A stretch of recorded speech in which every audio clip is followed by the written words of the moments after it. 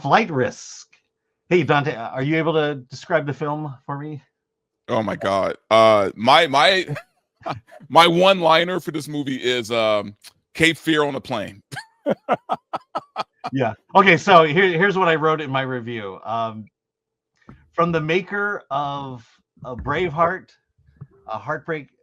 Sorry, I'm gonna say Heartbreak Ridge, but I know that's not. From the maker of Braveheart, Apocalypto. The Passion of the Christ, comes a movie about three people on an airplane. Let me grab my notes here. So, let's see. Hey, vamp for a second.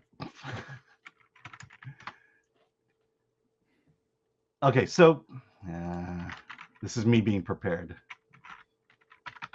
This also make for a great clip. Okay, so directed by Mel Gibson, the movie stars Michelle Dockery as Madeline, who is a U.S. Marshal chasing after a key witness in a mafia trial. That witness being Winston, played by Topher Grace. Winston has hidden himself out in the outskirts of Alaska, and through the intelligence and the wiles of Madeline, she finds him and forces him to testify against the mafia leader.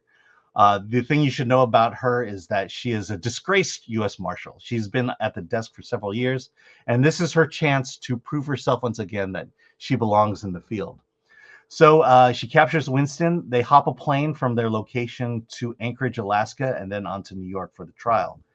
The problem is the pilot of that plane has been murdered by Daryl, played by Mark Wahlberg.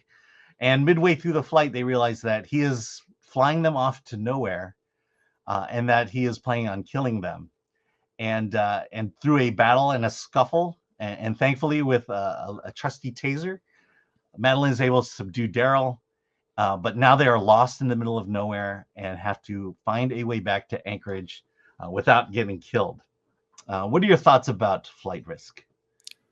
You know, I'll say this, man. As kind of wild as that performance was from Mark Wahlberg, man, that was a crazy performance, man. Yeah. Like I didn't know, like it kind of felt like an SNL skit in some parts, but honestly, it's a fun movie. It's like a really it's a entertaining movie. Like you go there and it's intense. There's suspense, right? Mm-hmm. And you're right. It's about three people on an airplane, and shockingly, it keeps you compelled, man. Like Topher Grace is hilarious in this movie, man, mm-hmm. and playing the kind of guy that he should be playing.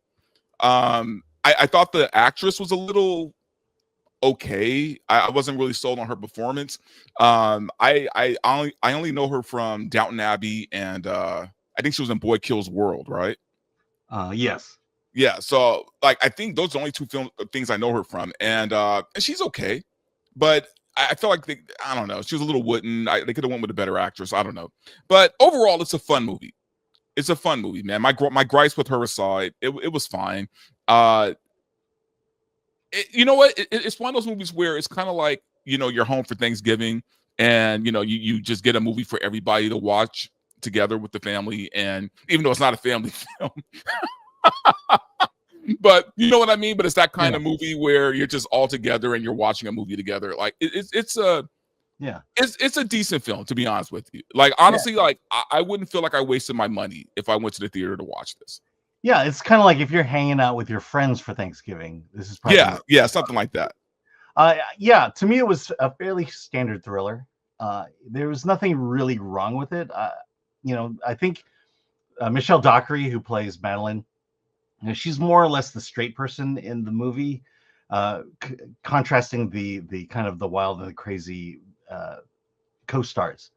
Mark Wahlberg makes a incredible decision to shave his head for a single joke in the first act. Look, you see it in the trailer. You see it in the picture here. His cap flies off and you realize he's bald.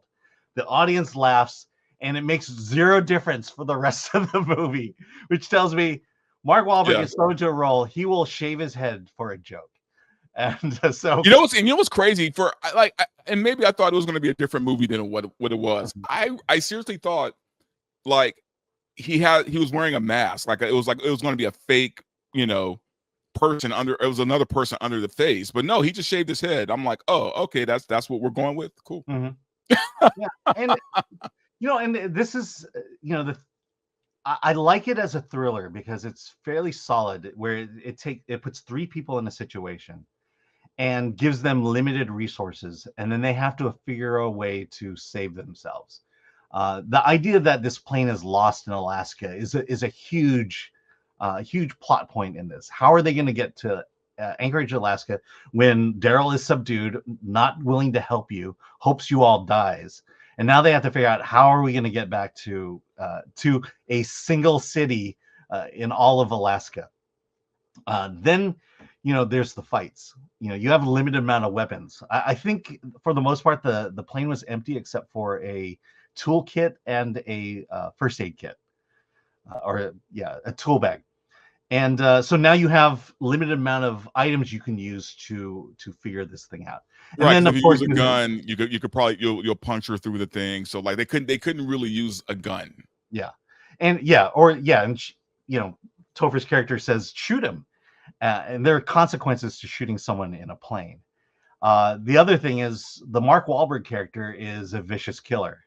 His goal is to kill the other two, while Madeline, her goal is to get Topher to Anchorage alive and not kill anybody in the process. She's bound to certain laws and rules of being a U.S. Marshal. And so you have this dynamic constantly swirling. Yes, he's bound, but what happens with criminals who are bound in an airplane and you have your two main characters distracted. At some point, he gets his way out. Sorry to spoil it, but this is, again, a standard thriller, and it's going to happen at some point. But also, I think it needs to be said, too, though, that even though he's the pilot of the plane, he kind of doesn't care if the plane goes down or not. Like, he's fine with the plane crashing. Yeah. And then Topher plays basically the accountant, the one who's going to take down Al Capone. And so he has money he can offer, and there's a play in that.